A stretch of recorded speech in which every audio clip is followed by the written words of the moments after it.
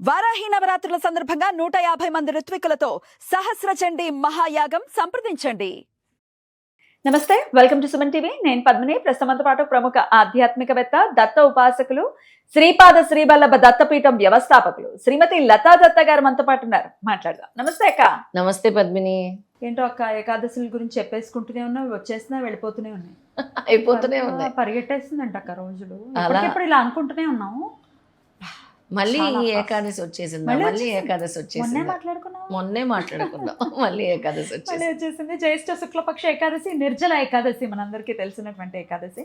మరి నిర్జల ఏకాదశి వైశిష్ట్యం ఒక్కసారి మీ ద్వారా, అలాగే ఎలా వినియోగించుకోవాలి ఆ రోజుని ఒక్కసారి చెప్పండి అక్క. తప్పకుండా పద్మిని. ఈసారి నిర్జల ఏకాదశి గురువారంతో వచ్చింది. గురు ఏకాదశి అని కూడా అంటారు.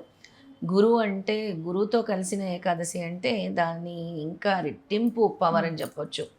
గురు ధ్యానము, అలాగే విష్ణుమూర్తే కదా, ఆయన్ని కూడా గురువుగానే మనం పరిగణిస్తాం. కృష్ణం వందే జగద్గురు, జగద్గురు అనుకుంటాం కాబట్టి ఆయన జగద్గురువు కాబట్టి చాలా విశేషమైన రోజు అని చెప్పొచ్చు. ముఖ్యంగా పాండవుల్లో రెండో వాడైనటువంటి భీముడు, అందుకే ఆయనకు సంబంధించిన రోజు కూడా, అందుకే భీమసేన ఏకాదశి అని పేరు ఎలా వచ్చిందో చెప్తాను. అయితే అందరు ఉపవాసం ఉండేవారట, భీముడికి మాత్రం చాలా ఆకలేసేది. ఆయన ఆకారమే భారీ కదా, ఆయన మాత్రం ఉపవాసం ఉండేవారు కాదు. వేదవ్యాసుడు చూసి, భీమ నువ్వు ఏ ఏకాదశికి ఉపవాసం ఉన్నా లేకపోయినా ఈ ఒక్క ఏకాదశి రోజు నువ్వు ఉపవాస దీక్ష చేయటం వల్ల సంవత్సరంలో వచ్చే 24 ఏకాదశిలు చేసిన ఏకాదశిలు చేసిన ఉపవాస వ్రత దీక్ష నీకు ఫలిస్తుంది అని చెప్పారు. అందుకే అంత అద్భుతమైనటువంటి రోజు, అంతటి పవర్ జ్యేష్ఠ మాసంలో వచ్చేటటువంటి ఈ నిర్జల ఏకాదశికి అంతటి శక్తి అని ఉందన్నమాట. అందుకే అంటారు, మీరు 24 ఏకాదశిలు ఉపవాసం ఆచరించకపోయినా ఈ ఒక్క ఏకాదశి రోజు ఉపవాసం ఆచరించడం వల్ల ఆ 24 ఏకాదశిలు మీరు ఉపవాసం ఉన్న ఫలితము భగవంతుడు మీకు ఇస్తున్నాడు. అద్భుతం. మరి అలాంటి ఫలితాన్ని ఎవరైనా వదులుకుంటారో? ఎవరు వదులుకోరు. అలాగే గాయత్రి మాతని పూజించడం కోసం కూడా గాయత్రి మాత జయంతిగా కొన్ని చోట్ల పరిగణిస్తారు. కొంతమంది శ్రావణ పౌర్ణమిలో గాయత్రి మాత జయంతి అంటారు, కొంతమంది నిర్జల ఏకాదశి రోజు గాయత్రి మాత జయంతి అని చాలా వైభోగంగా గాయత్రి మాత పూజలు చేస్తారు. ఆ రోజు గాయత్రి మాత గాయత్రి మంత్రం పఠించడం ద్వారా, గాయత్రి మాతని పూజించడం ద్వారా మనకి అసలు సర్వ కష్టాలు కూడా తొలగిపోతాయి. ఎందుకంటే గాయత్రి మంత్రం అనేది అంత పవర్ఫుల్, అసలు చాలా చాలా పవర్ఫుల్. మనకి భూలోకంలో ప్రణవ మంత్రం ఓంకారం ఎలాగో తర్వాత వచ్చేది గాయత్రియే. అందుకే ఆ గాయత్రి మంత్రాన్ని ఆ రోజు గురువారం ఏకాదశి రోజు పఠించడం ద్వారా మీ కష్టాలన్నీ తొలగిపోతాయి, మీకు కార్య విజయం జరుగుతుంది అని మన శాస్త్రాలు చెప్తున్నారు. అలాగే ఆ రోజు త్రిమూర్తుల్ని పూజించి దత్త గాయత్రి మంత్రం చదువుకున్నా కూడా విశేషమైన ఫలితం కలుగుతుంది.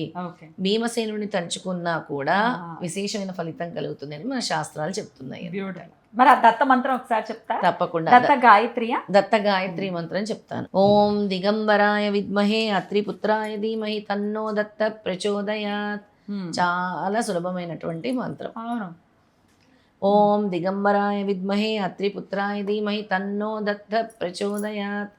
త్రిమూర్తుల్ని తలుచుకున్నటువంటి మంత్రం అన్నమాట. ఎవరైనా చేయొచ్చాక? ఆడవాళ్ళు ఎవరైనా చేసుకోవచ్చు ఈ మంత్రాన్ని. దత్త గాయత్రి ఎవరైనా చేసుకోవచ్చు. అసలు మామూలు గాయత్రి కూడా చదువుకోవచ్చు మనం, చాలా మనకి పురాణాల్లో కూడా చదువుకోవచ్చు అని చెప్తారు. అద్భుతం అక్క. అయితే మరి ఖచ్చితంగా ఈ రోజు ఉపవాసం ఉంటే 24 ఏకాదశులు చేసినంత ఫలితం అంటే అదేమి చిన్న విషయం కాదు.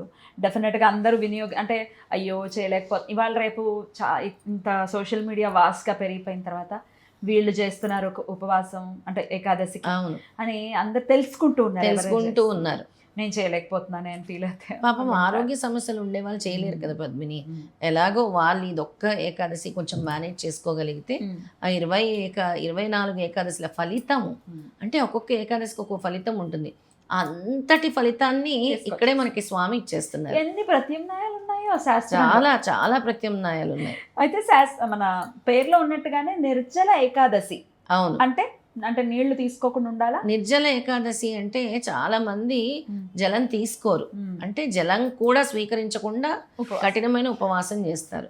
కానీ తీసుకుంటాము, జలం తీసుకుంటాం. ఇప్పుడు చాలా మంది మజ్జిగను లేదో నీళ్ళను లేదో పాలను ఫ్రూట్ జ్యూస్లను తీసుకుంటారు. మజ్జిగ అయితే అసలు ఉపవాసాలు అప్పుడు పనికిరాదు అంటే పనికిరాదు. కానీ ఈ అనారోగ్య సమస్యలు ఉండే వాళ్ళంతా కూడా ఈ జలం లేకుండా ఉండలేకపోతున్నారు.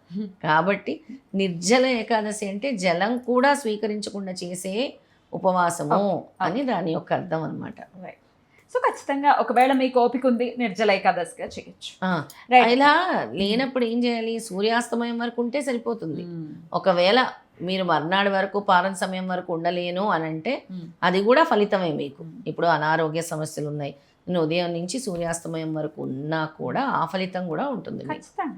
ఇప్పుడు నేను పాలిచ్చే తల్లిని, నేను మొత్తం రోజంతా ఉండను. అవును. నేను కూడా సూర్యాస్తమయం అయిన తర్వాత పూజ చేసుకుని ఆ తర్వాత ఎంతో కొంత అల్పాహారం కొంచెం తీసుకోవడం, చాలా అల్పాహారం తీసుకుంటే దాని యొక్క ఫలితం ఉంటుంది. మర్నాడు ఉదయం పారణ సమయం ఎన్నింటి వరకు? 8:22 వరకు. ఈ లోపు తినేయాలి. ఈ లోపలే తినేసేయాలి. రైట్. అద్భుతం అక్క, చాలా చక్కగా వివరించారు. ఖచ్చితంగా వచ్చేటటువంటి చాలా మహిమాన్వితమైన రోజు ఏకాదశి, అందరూ వినియోగించుకోవాలని మనవి చేస్తూ అద్భుతంగా వివరించినందుకు కృతజ్ఞతలక్క. నమస్తే. జై గురుదత్త. శ్రీ గురుదత్త.